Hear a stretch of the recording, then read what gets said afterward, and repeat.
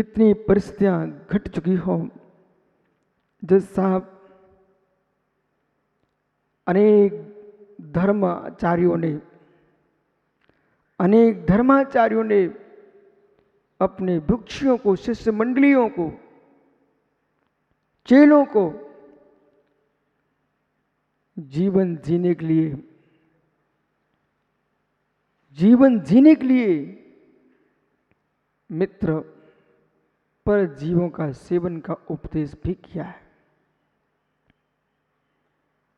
धर्माचार्यों ने ग्रंथों में लिखा हुआ है, धर्म के नाम पर, जीवन जीने के नाम पर आप जीवित रहोगे। आजीविका के लिए मित्र लोगों ने जीव खाने का विधान किया है।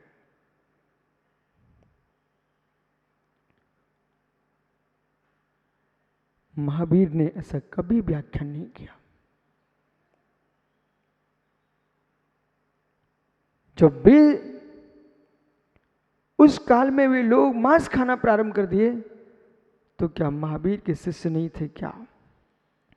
उस काल में ऋषभ देव के शिष्य नहीं थे क्या? उनकी परंपरा आज तक जीवित है कि नहीं? और आज भी जो मांस खा रहे हैं उनको बोध होना चाहिए, सबसे स्वस्थ, सबसे प्रज्ञावान, अर्थ संपत्ति संपन्न, विवेक संपत्ति संपन्न, सिद्धांत संपत्ति संपन्न, सदाचार संपत्ति संपन्न जैन समाज आज विद्यमान है कि नहीं?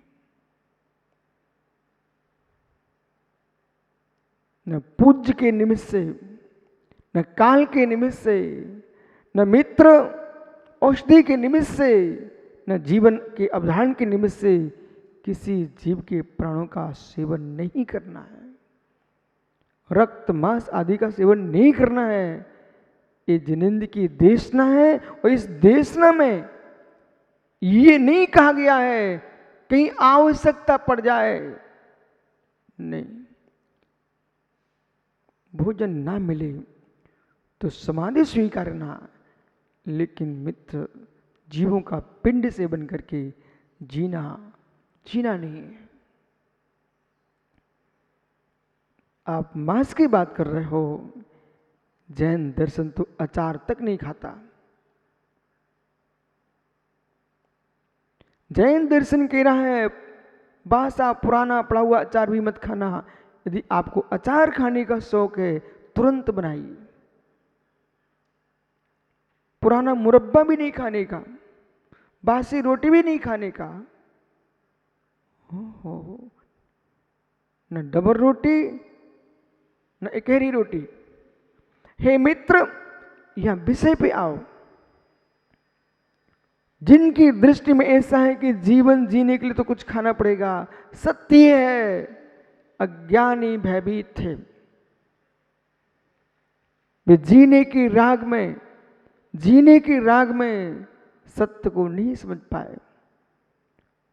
सत्य ये था, उन्हें सत्य का बोध ही नहीं था। ये सत्य का बोध होता तो कभी ये कथन न चलता, मुझे जीना है। दूसरे को मारने के नाम पर हिंसाएं बहुत कम हुई हैं। दूसरे को मारने के नाम पर हिंसाएं बहुत कम हुई हैं। क्या जज साहब, एक मनुष्य का विघात हो जाए तो देश में हंगामा होता है मित्र। एक गली गली में दुकान के नाम पर जीवों का विघात हो रहा है। कितने प्राणी सुबह से अभी तक बेचारे प्राण नष्ट कर चुके हैं।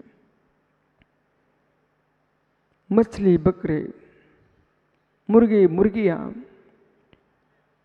चिड़िया से लेकर के भैंसा, सूअर तक, ऊंट जैसे प्राणियों को भी लोगों ने भोजन के नाम पर और धर्म के नाम पर नाश किए हैं।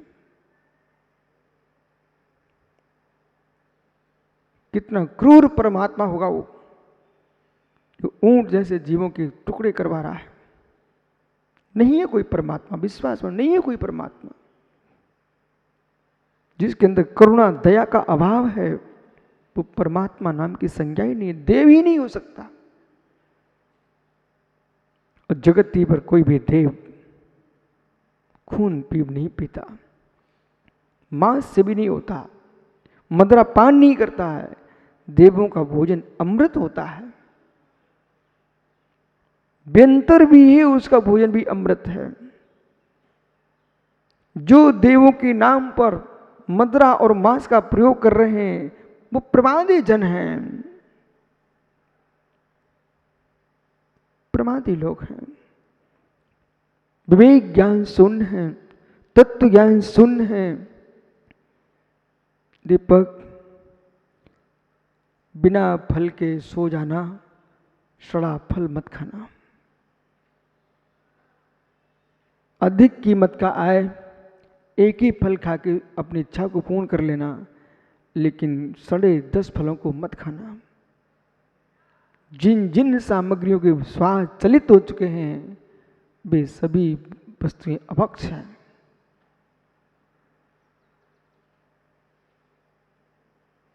जितना अल्प खाएगा, स्वच्छ खाएगा, मित्र वैद्यों के घर नहीं जाएगा।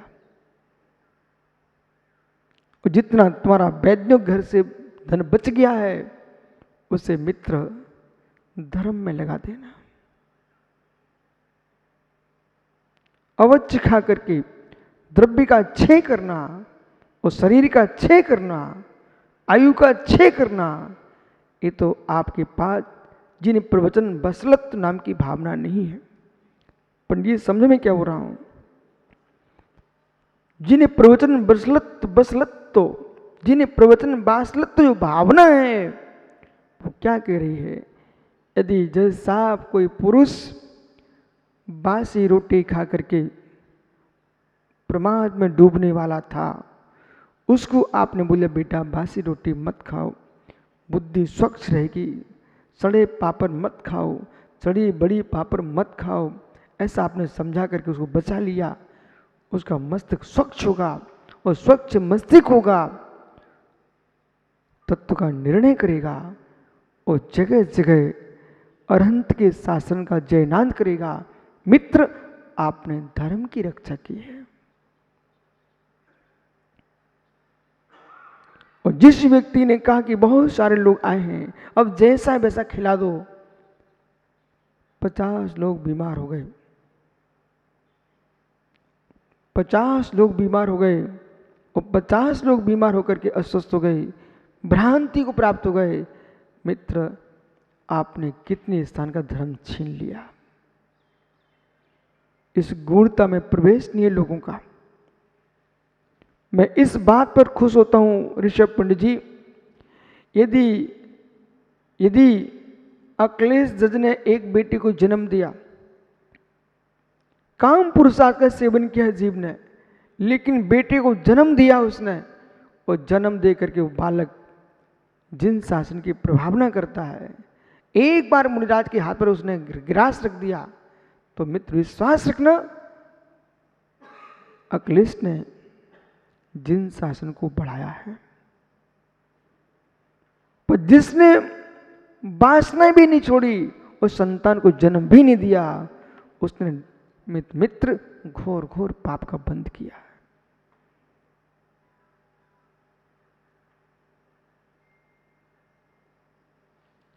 तो लोक में माता पिता का सम्मान होता है और उससे रहस्य में जाओ, किस बात पर होगा सम्मान? आपने संतान को जन्म दिया है, वो संतान सनातन धर्म को लेके चलेगी, इसलिए आपका सम्मान है। कोई बालक खड़े होकर के एक बार महावीर की जय बोल देता है, पंडित जी विश्वास मानना, उसके माता पिता को धन्यवाद देना, कम से कम आपने महावीर की जय बोलने वाले को जन्म तो दिया है।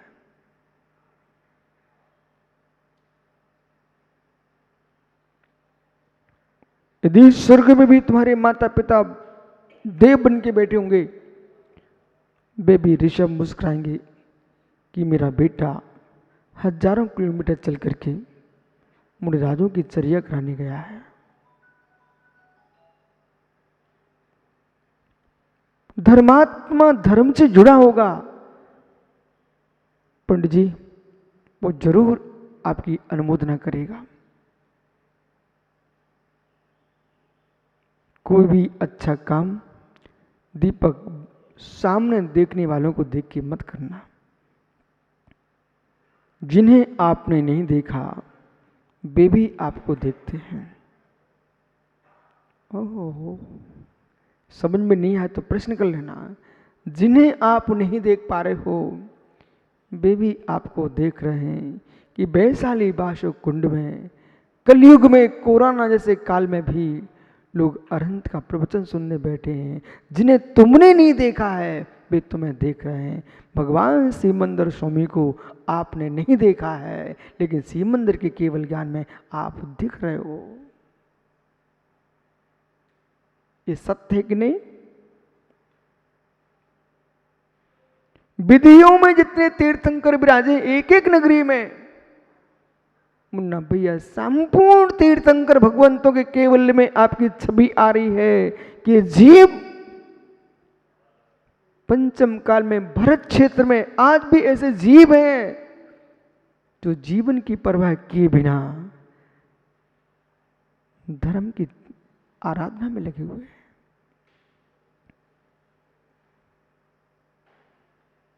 और मुझे कुछ नहीं कहना है, और मुझे कुछ नहीं कहना है। एक कैमरा प्रमोद घुमा दे तो ऋषभ पंडित जी ऐसे बैठ जाते हैं, फोटो अच्छा आना चाहिए। एक कैमरा घुमा दे जिनवाणी वाला तो पंडित जी साहब तुरंत भाई चित्र विकृत नहीं आना चाहिए। हे मित्र, ये चैनलों के कैमरों में तुम्हारा चित्र अच्छा आना चाहिए, तुम तुरंत व्यवस्थित हो जाते हो। भगवान तीर्थंकर सिमंदर स्वामी अनंत अनंत सिद्ध परमात्मा के केवल्य ज्ञान के कैमरे में हमारी पर्याय, हमारे चित्र अनवस्थित न हो, बस ऐसा विवेक कर लो और कोई पाप मत छोड़ना। प्रभु के कैमरे में केवल्य ज्ञान में मेरी पाप पर्याय न झलके मित्र, बाकी इतना तुम पुरुषार्थ कर लो, बाकी मेरा कुछ भी आपसे कहना नहीं है।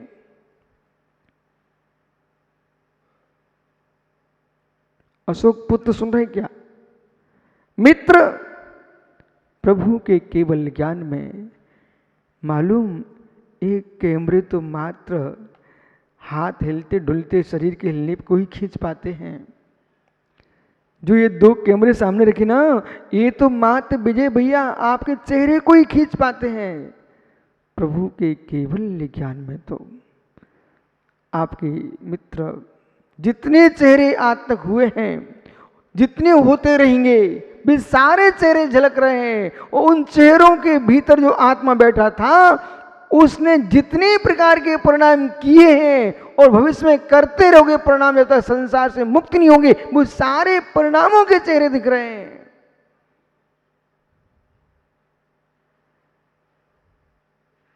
किस देश में, किस काल में, किस विधान से तुमने किस में क्या किया था, प्रभु के केवल में विश्वसता की सब झलक रहा है। कहां पर निष्प्रमाद शरीर दिखा करके वो अंदर से प्रमाद किया था। सतर्क बैठना निष्प्रमाद नहीं है। नींद नहीं लेना निष्प्रमाद मात्र नहीं है। लोगों ने प्रमाण समझ के रखा मात्र नींद लेना। हे ज्ञानी, नींद लेना ही प्रमाद नहीं है, किसी को नींद नहीं लेने देना भी प्रमाद है। हो चैन की नींद लेना ही प्रमाद नहीं है मित्र, किसी को चैन की नींद न लेने देना भी प्रमाद है।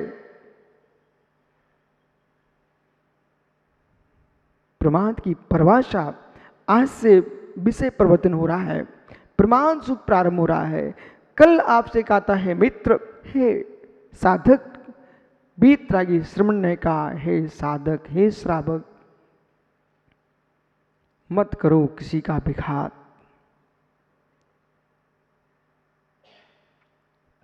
मैं आपको अभय करता हूं, आप भी मुझे अभय प्रदान करो।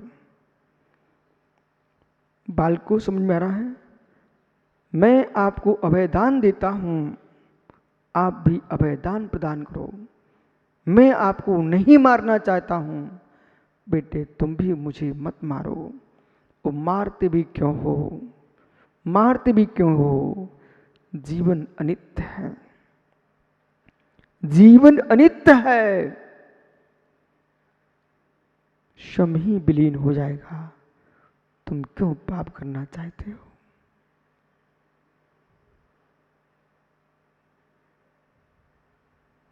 बहुत धीर चाहिए, बहुत धीर चाहिए।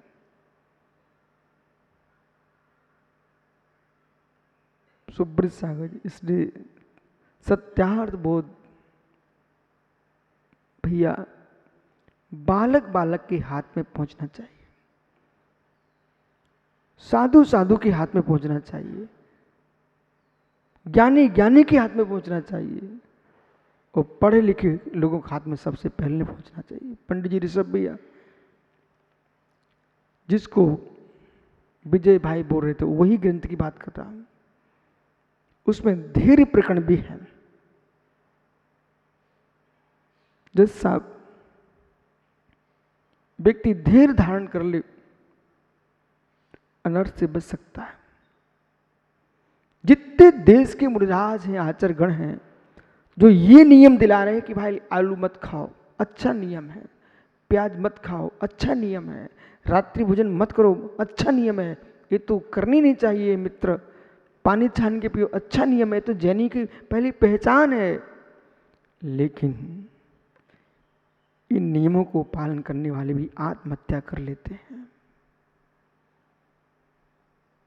इन नियमों के दिलाने के साथ प्रत्येक श्रमण का धर्म है कि जीवन में एक और नियम दिला दें कि बेटा किसी भी काम को करो थोड़ा धैर्य धारण करके करो। घोर घोर अनर्थ से बच जाओगे, तुम्हारा सम्मान भी जीवित रहेगा, तुम्हारे प्राण भी जीवित रहेंगे, पता नहीं कितने लोग और प्राण जीवित रहेंगे। छोटी सी बात सुनना,